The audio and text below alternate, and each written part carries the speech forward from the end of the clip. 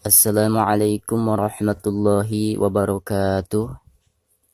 Alhamdulillah, pada kesempatan kali ini kita akan belajar menerapkan hukum tajwid ke surat Al-Alaq. Baik sahabat semuanya, mari kita mulai pelajaran kita kali ini. Bismillahirrahmanirrahim. Iqra bismi rabbikal ladzi khalaq.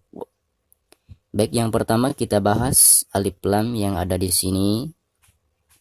Dihukumi alif lam syamsiyah karena ada alif lam berhadapan dengan salah satu huruf syamsiyah. Maka cara membaca alif lamnya itu harus diabaikan atau tidak dibaca ya. Jadi dari bacaan K langsung ke la yang ada di depannya ya. Rabbikal ladzi. Ketika membaca zi maka dihukumi mad tabi'i dan dibacanya dua harokat. Ada harakat kasroh zi lalu berhadapan dengan ya sukun. Khalaq. Perhatikan di ujung ayat ini ada huruf qalqalah yaitu huruf qaf. Maka ketika kita mewakofkan, huruf qafnya itu harus dipantulkan dengan suara pantulan yang tebal karena dihukumi qalqalah kubro. Khalaq, seperti itu. Baik, selanjutnya khalaqul insana min 'alaq. Baik, perhatikan khalaqul alif lam di sini dihukumi alif lam qamariyah karena ada alif lam berhadapan dengan huruf qamariyah. Maka alif lamnya itu harus dizohirkan atau dijelaskan ya karena ada tanda sukun di atasnya seperti ini. Khalaqul insan. Perhatikan ada nun sukun atau nun mati lalu berhadapan dengan salah satu huruf ikhfa. Di sini huruf sin ya. Maka cara membaca nun sukunnya itu harus disamarkan disertai dengan dengung ya. Insa. Ketika membaca sa-nya di sini dipanjangkan dua harokat karena ada harakat fathah sin ya. Lalu berhadapan dengan alif sukun. Min 'alaq. Perhatikan nun sukun atau nun mati lalu berhadapan dengan salah satu huruf izhar, di sini huruf ain. Maka cara membaca nun sukunnya itu harus dizohirkan atau dijelaskan ya. Min 'alaq, seperti itu. Sekaligus ketika kita mewakofkan ayat ini atau bacaan ini, maka itu harus dikolkolahkan ya, atau harus dipantulkan dengan suara pantulan yang tebal ya, karena huruf qaf ini merupakan salah satu daripada huruf qalqalah dan dihukumi qalqalah kubro karena posisinya ada di ujung ayat ya. Baik, selanjutnya Iqra wa rabbukal akram. Perhatikan alif lam harus dizohirkan atau harus dibaca karena ada tanda sukun di atasnya seperti ini. Jadi dihukumi alif lam qamariyah. Ketika diwakofkan pada ayat ini maka huruf mimnya itu harus dibaca sukun atau dibaca mati ya. Tetapi jika diwasolkan ke bacaan berikutnya maka itu harus ditasdidkan ke huruf lam yang ada di depannya ya. Contohnya Iqra wa rabbukal akramul ladzi 'allama bil qalam. Seperti itu. Kenapa bisa wakof dan bisa wasol? Karena di ujung ayat ini ada tanda lam alif seperti ini. Jika lam alif ini posisinya ada di ujung ayat maka ada dua pilihan antara wakof dan wasol. Tetapi jika tanda lam alif ini posisinya ada di tengah-tengah ayat maka itu harus dibaca wasol atau dibaca terus ke bacaan berikutnya seperti itu. Dan jika kita wakof pada ayat ini maka ketika kita memulai ke ayat berikutnya hamzahnya ini harus dibaca ya. Contohnya allazi 'allama bil qalam, seperti itu. Baik, allazi dipanjangkan dua harokat karena dihukumi mad tabi'i. Harakat kasroh zi berhadapan dengan ya sukun. 'allama bil qalam. Jika diwakafkan maka huruf mimnya dibaca sukun ya. Baik, selanjutnya 'allamal insana ma lam ya'lam. 'Allamal alif lam qamariyah. Tandanya ada tanda sukun di atasnya seperti ini ya. Insana, nun sukun atau nun mati berhadapan dengan salah satu huruf ikhfa, di sini huruf sin. Maka cara membaca nun sukunnya itu harus disamarkan ya, disertai dengan dengung. Seperti itu. Ketika membaca sa-nya dipanjangkan 2 harokat karena dihukumi mad tabi'i. Harakat fathah sa berhadapan dengan alif sukun. Ma lam ya'lam, ma mad tabi'i ada harakat fathah ma berhadapan dengan alif sukun, dibacanya 2 harakat. Lam mim sukun berhadapan dengan huruf ya, dihukumi izhar syafawi, maka cara membaca mim sukunnya harus dijelaskan. Lam ya'lam. Baik, selanjutnya kalla innal insana. Perhatikan kalla, ketika membaca kalla maka di sini dihukumi mad jaiz munfasil karena ada mad tabi'i berhadapan dengan huruf hamzah di lain kalimat antara kalimat kalla dan kalimat inna. Maka dihukumi mad jaiz munfasil dan dibacanya bisa 2, bisa 4 dan bisa 5 harokat. Kalla innal, ketika membaca innal nunnya itu harus digunakan karena nun yang bertasdid merupakan salah satu huruf gunah. Maka cara membacanya harus ditekankan dari bacaan i sekaligus digunakan ya. Innal alif lam qamariyah, tandanya ada sukun di atasnya seperti ini. Insana, nun sukun atau nun mati berhadapan dengan salah satu huruf ikhfa, di sini huruf sin ya. Maka cara membaca nun sukunnya itu harus disamarkan. Sekaligus ketika membaca sa-nya dipanjangkan 2 harokat karena ada harakat fathah sa berhadapan dengan alif sukun. Insana, seperti itu. Baik, selanjutnya layaupo. Perhatikan di sini ada po sukun sekaligus posisinya ada di tengah-tengah bacaan. Maka dihukumi qalqalah sugro dan cara membacanya harus dipantulkan dengan suara pantulan yang tipis ya. Layaupo, seperti itu.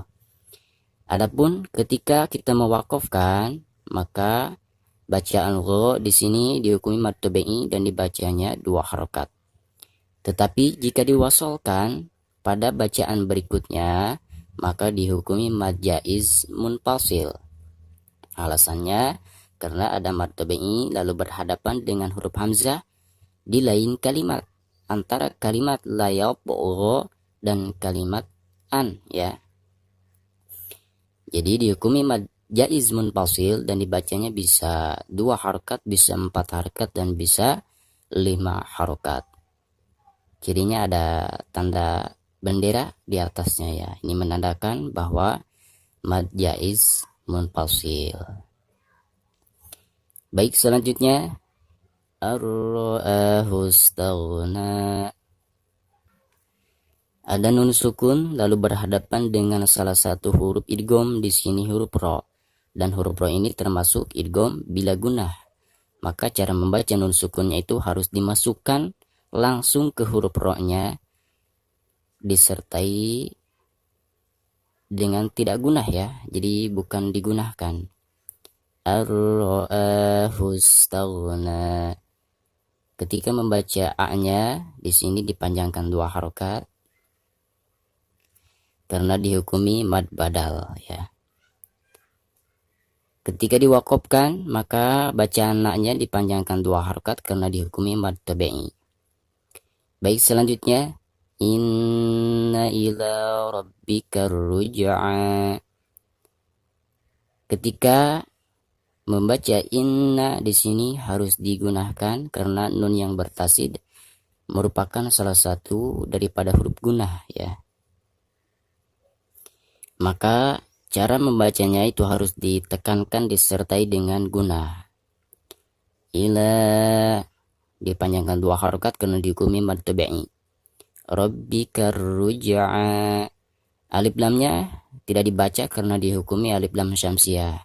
Jadi dari bacaan K langsung ditasdidkan ke huruf ro ya atau ru.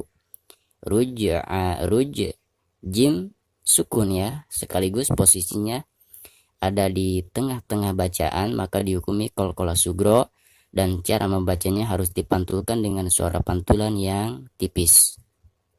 Ruj'a. Ketika diwakofkan maka a di sini dipanjangkan 2 harokat karena dihukumi mad tabi'i. Ruj'a, seperti itu. Baik, selanjutnya ara'aitalladzi yanha. Alif lam tidak dianggap atau tidak dibaca karena dihukumi alif lam syamsiah. Ladzi mad tabi'i dipanjangkan 2 harokat karena ada harkat kasroh zi berhadapan dengan ya sukun. Yan nun sukun berhadapan dengan salah satu huruf izhar, di sini huruf H. Maka cara membaca nun sukunnya itu harus dijelaskan ya. Yan ha. Ketika diwakofkan maka haknya dipanjangkan 2 harokat dihukumi mad tabi'i. Yan ha, seperti itu. Selanjutnya abdan idza shalla. Ab ba sukun sekaligus posisinya ada di tengah-tengah bacaan, maka dihukumi qalqalah sugro dan cara membacanya harus dipantulkan dengan suara pantulan yang tipis. Ab dan perhatikan di atas huruf dal ada tanwin fathah tain lalu berhadapan dengan salah satu huruf izhar yaitu hamzah ya. Seperti ini, maka cara membaca tanwinnya itu harus dijelaskan. Ab dan seperti itu. Iza dipanjangkan 2 harokat karena ada harkat fathah za berhadapan dengan alif sukun. Shalla ini juga sama mad tabi'i dipanjangkan 2 harokat. Selanjutnya ara'aita in kana 'alal huda. Ara'aita in nun sukun berhadapan dengan salah satu huruf ikhfa, di sini huruf kaf. Maka cara membaca nun sukunnya itu harus disamarkan disertai dengan dengung. Ingka. Ketika membaca ka-nya dipanjangkan 2 harokat. Ada harkat fathah kaf berhadapan dengan alif sukun. Alal huda, alif lam qamariyah. Ada alif lam berhadapan dengan huruf qamariyah, di sini huruf ha ya. Maka cara membaca alif lamnya itu harus dizohirkan karena ada tanda sukun di atasnya seperti ini. Alal huda. Ketika diwakofkan maka bacaan da di sini dihukumi mad tabi'i dan dibacanya 2 harakat. Tetapi jika diwasolkan ke bacaan berikutnya maka dihukumi mad jaiz munfasil karena ada mad tabi'i lalu berhadapan dengan hamzah di lain kalimat antara kalimat huda dan kalimat au amaro ya. Dihukumi mad jaiz munfasil dan dibacanya bisa 2, bisa 4 dan bisa 5 harokat. Baik, selanjutnya au amaro bittaqwa. Au amaro bittaqwa.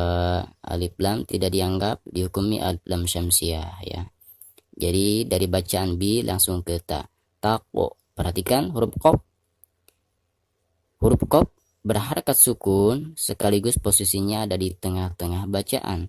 Maka dihukumi qalqalah sugro dan dibacanya harus dipantulkan dengan suara pantulan yang tipis. Bittaqwa. Mad tabi'i dibacanya 2 harokat. Baik, selanjutnya ara'aita in kadzdzaba wa tawalla. Ara'aita in nun sukun berhadapan dengan huruf ikhfa yaitu kaf di sini ya, maka nun sukunnya harus disamarkan. In kadzdzaba wa tawalla. Ketika diwakofkan, bacaan la-nya dihukumi mad tabi'i dan dibacanya 2 harokat. Alam ya'lam bi anna Allah yara. Alam mim sukun berhadapan dengan huruf ya dihukumi izhar syafawi, dan cara membacanya harus dijelaskan. Alam ya'lam ini juga sama. Nah, kalau ini mim sukun berhadapan dengan huruf ba, maka dihukumi ikhfa syafawi ya. Dan cara membacanya itu harus disamarkan disertai dengan dengung. Namun kedua bibir kita harus direnggangkan sedikit ya. Contohnya alam ya'lam bi anna Allah, seperti itu ya. Bi anna Allah. Nun yang bertasdid merupakan salah satu huruf gunnah. Jadi cara membacanya harus ditekankan sekaligus digunakan. Bi anna Allah.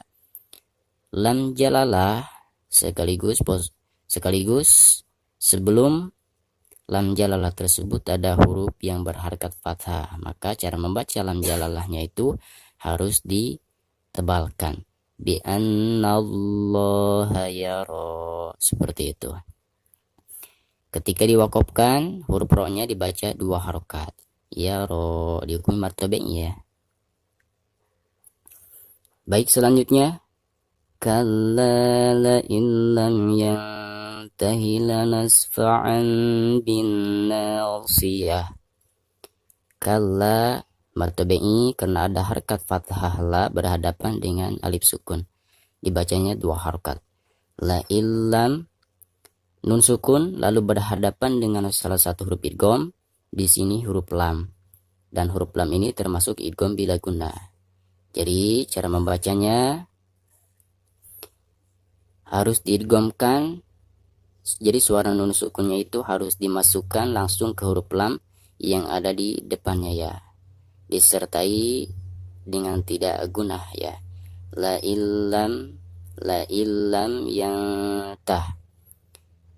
Nun sukun berhadapan dengan salah satu huruf ikhfa, di sini huruf ta, maka cara membaca nun sukunnya itu harus disamarkan disertai dengan dengung. Yang tahila nasfa'an, seperti itu ya. Perhatikan di tengah ayat ini atau di tengah bacaan ini ada tanda lam alif ya. Nah, ini menandakan tidak boleh berhenti ya, karena posisi lam alif ini adanya di tengah-tengah ayat, terkecuali tanda lam alifnya itu ada di akhir ayat ya, atau di ujung ayat, maka boleh berhenti dan boleh diwasolkan atau diteruskan ya. Lanasfa'an bin nasiyah. Perhatikan di atas ain ada tanwin fathah tain lalu berhadapan dengan huruf ba ya, maka dihukumi iklab ya. Jadi suara tanwinnya itu harus digantikan ke suara mim sukun. Lanasfa'an, seperti itu ya. Jadi bukan dibaca lanasfa'an ya. Lanasfa'an bin nasiyah. Karena biasanya kalau bacaan iklab itu ada tanda mim ada tanda mim kecil ya, seperti ini. Bin nasiyah. Alif lam tidak dibaca karena dihukumnya alif lam syamsiyah.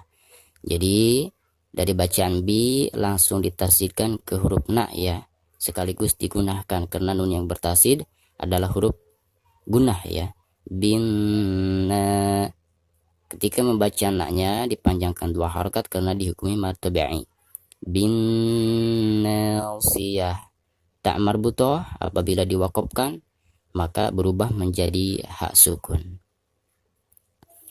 Baik, selanjutnya nasiyatin kadhibatin khati'ah. Na mad tabi'i dipanjangkan 2 harokat. Nasiyatin Perhatikan di bawah ta marbutoh ada tanwin kasrotain, lalu berhadapan dengan salah satu huruf ikhfa, di sini huruf kaf ya. Maka cara membaca tanwinnya itu harus disamarkan disertai dengan dengung. Nasiyatin ka. Ketika membaca ka-nya dipanjangkan 2 harakat karena dihukumi mad tabi'i. Ada harakat fathah kaf berhadapan dengan alif sukun. Kadzibatin khawti'ah. Ada tanwin kasroh tain di bawah ta marbutoh ya, seperti ini. Lalu berhadapan dengan salah satu huruf izhar, di sini huruf kha. Maka cara membaca tanwinnya itu harus dijelaskan ya. Kadzibatin khawti'ah. Ketika membaca kha-nya dipanjangkan 2 harakat karena dihukumi mad tabi'i. Khawti'ah. Tak marbutoh apabila diwakofkan maka berubah menjadi hak sukun. Khawti'ah, seperti itu. Baik, selanjutnya falyad'u nadiyah. Perhatikan ada dal sukun sekaligus posisinya ada di tengah-tengah bacaan, maka dihukumi qalqalah sugro dan dibacanya harus dipantulkan dengan suara pantulan yang tipis. Falyad'u nadiyah. Na mad tabi'i dipanjangkan 2 harakat. Nadiyah. Ketika diwakofkan maka huruf ha-nya ini cukup dibaca sukun saja ya.